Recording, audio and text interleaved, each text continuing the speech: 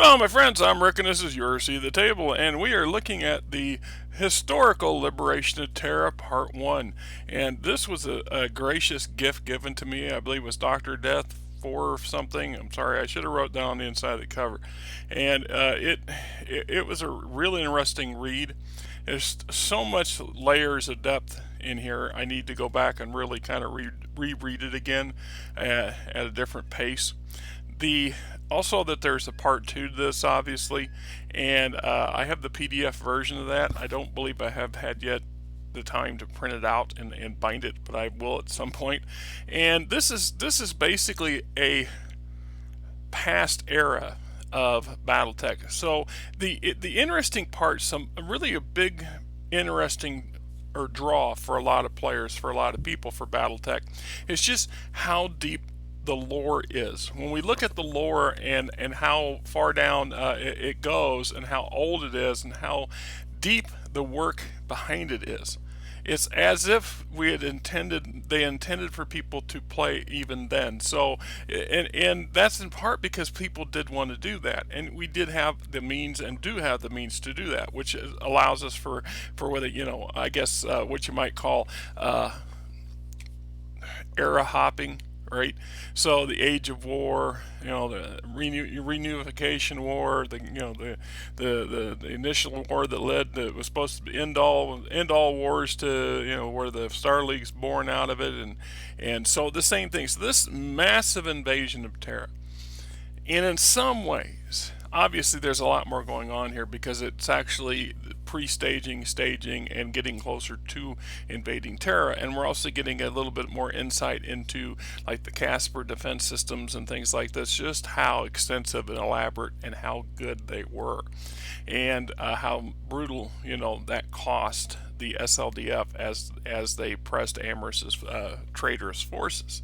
So these books give us a classic overview look, and there's been a couple over the decades. I mean, if you go back and go down the down through the different eras from FASA and FanPro, for example, were attempts to cover some of these really important key events in the history of the Battletech universe.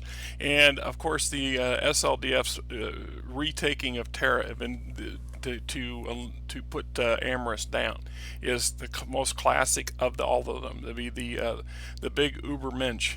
Now, for me, who have long had my complaints or struggles with certain logistic sides of the Battletech universe, i.e., for example, how we suppose all the houses and all the economic commerce of the inner sphere and periphery are all based on a handful of a few thousand jump ships.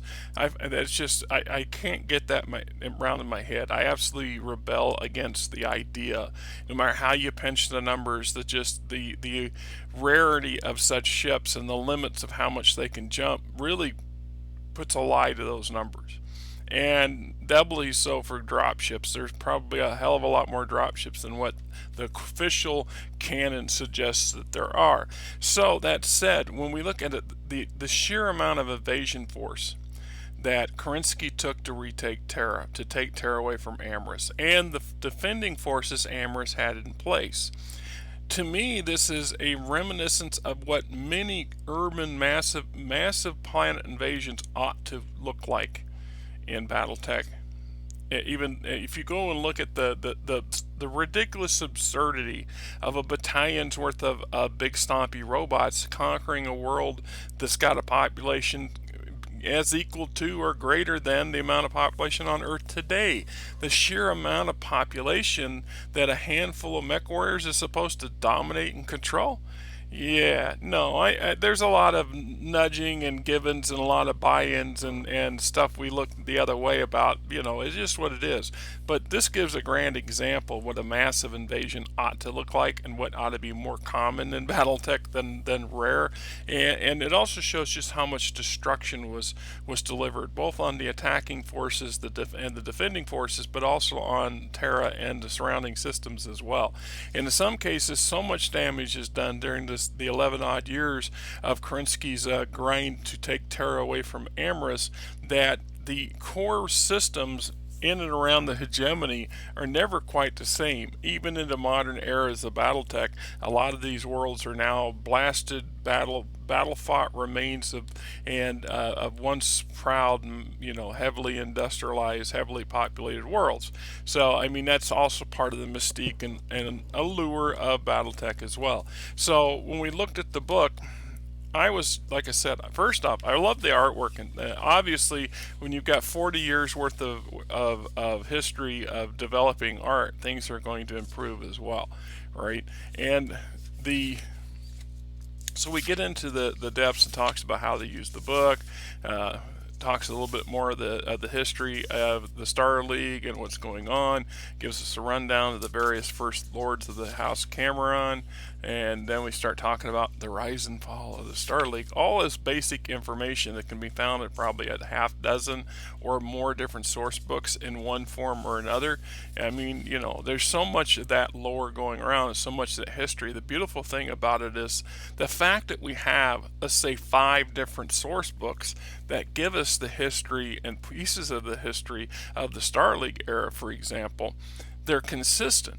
They're not so widely divergent from each other to be impractical or impossible. So that has been a beautiful thing that all down the years, it doesn't matter who's been running the purse strings over there at the Battletech Universe company, but obviously the head people have rode along and they've had a vision and they've stuck to their vision, and it's been consistent. My hat's off. I say kudos to Catalyst, and before then the people at FanPro, and many of the people at FanPro are at Catalyst from my understanding. So there's enough of the top people carried over that we see the continuity of the story. And so every time they come out with yet a new source book that covers something, it also includes other stuff that's tied in with existing material without necessarily completely rewriting the history books and making all those earlier books redundant. Perhaps that is one of the most frustrating things I have about game systems, period. I don't care who manufactures them.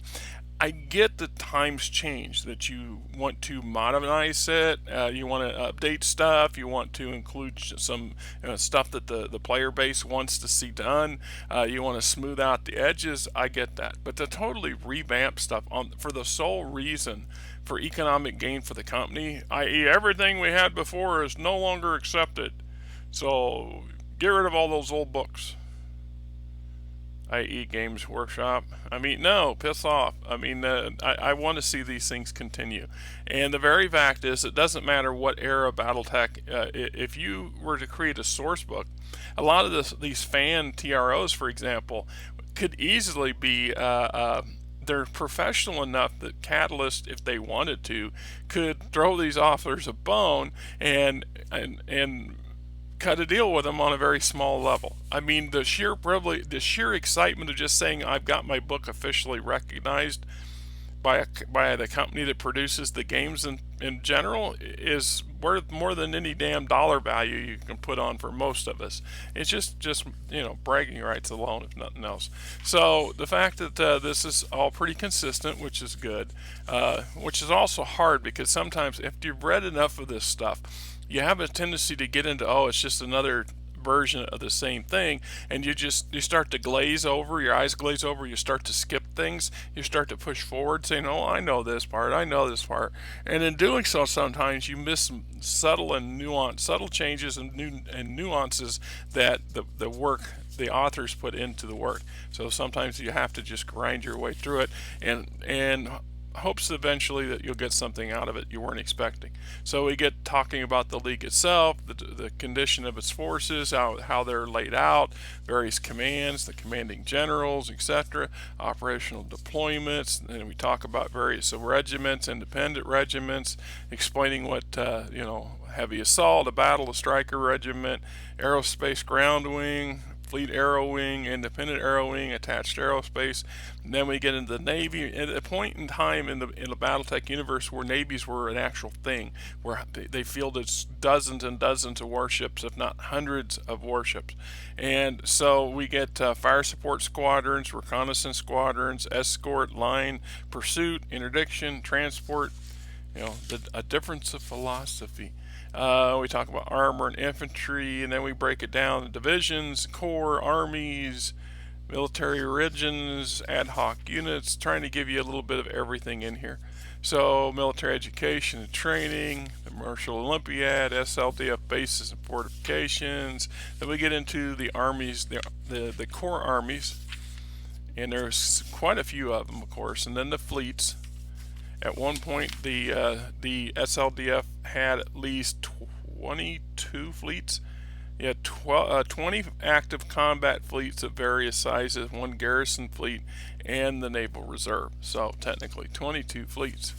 And territorial state forces, and we get into the RimWorld's Army and Amherst's Armed Forces. This is when we start getting into some good stuff and some new territory, because it gives us even a deeper understanding of the RimWorld's Republic, their forces at the time of the Star League collapse, the time of the coup, and the more information we have of that era, and specifically the RimWorlds, the better.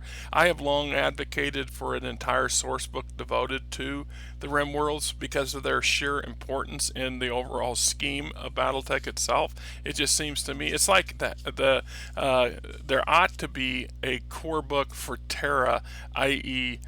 Terra, the various generations. So we look at a source book from the perspective of Terrans living on Terra. What was it like when they lived under the Star League banner? What was it like when they were the seat for the House Cameron's power?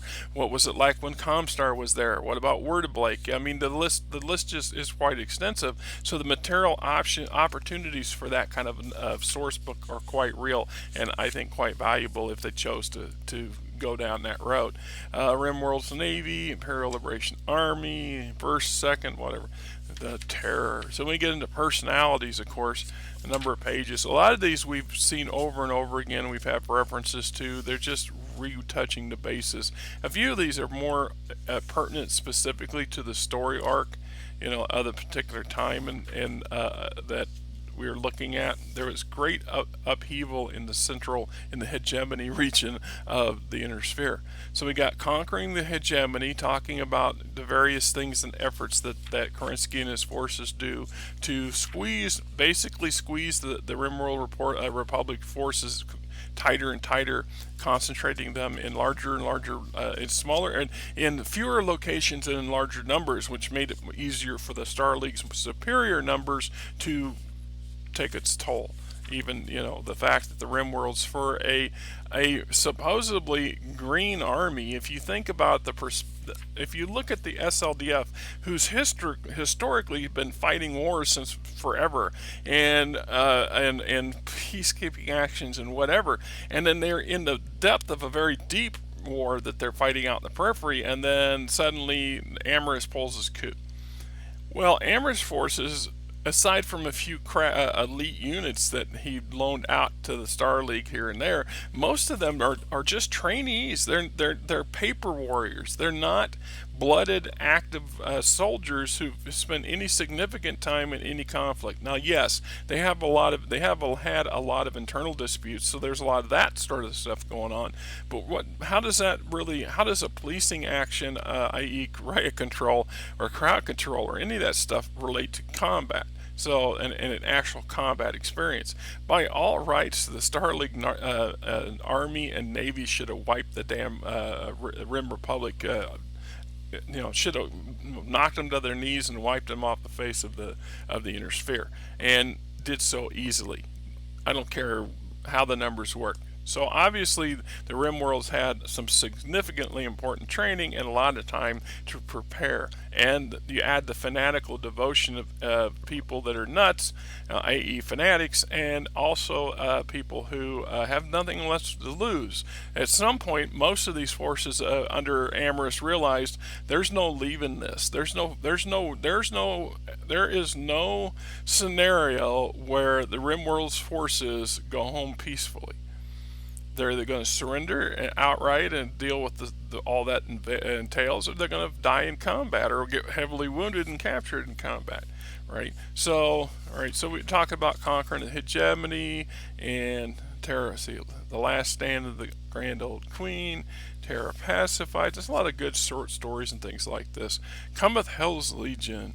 All right, the battle for Cap, Fortress Durion, Marines to Carver 5, New Dallas, Sebok, atrocities and excesses.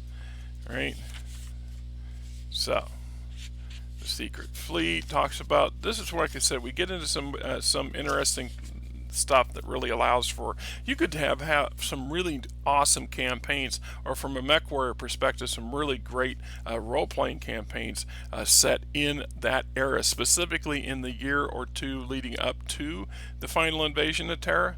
That should be the epitaph of the entire campaign. So you're doing everything you can to either stave off Kerensky's forces, or you're aiding Kerensky's forces to take Terra. And there's so many options, and these books like this one here gives you a lot of material to work around. So we get empire building, bloody excesses, unthinkable realities, mandates to the people, the usurper emperor. So we're getting a little more information on what was life like under Amorous, and what was his expectations. And we hear a lot of horror stories, but this really cements those horror stories as not being stories but fact. All right, the Secret Fleet, bit more stuff. Freedom Station. One of those great mysteries of the era is, how did the Rim Worlds manage to accumulate such a massive navy and an effective navy? In some aspects, we know that Amorous used his connections with Richard Cameron to strike deals and purchased older decommissioned vessels in large numbers, which then he had to have transited to shipyards that are conducive to his needs to get them retrofitted and repaired. And that's something that usually doesn't take, it's something that takes time. A year or better could easily take 6 months to a year to upgrade and refit an older previously decommissioned vessel, to recommission him. Then we also know that he had the resources and the wherewithal in his family, because his family had started this several generations earlier. They were preparing, the Amorous family had been preparing for something of some sort for several generations at this point. Amorous just happened to be the benefactor of his father and his great-grandfather and great-great-grandmother or whatever before him, who had set all this in motion, including building of a couple secret deep periphery shipyards, and then developing and researching and developing and manufacturing brand new warships of the Rimworld's own design, which was a rare bird too. And these were massive vessels, but ton for ton, they were still not equal to a Star League warship, the equivalent class. I think in part that's one of the reasons the Rimworlds chose to build their battle cruisers a bit bigger.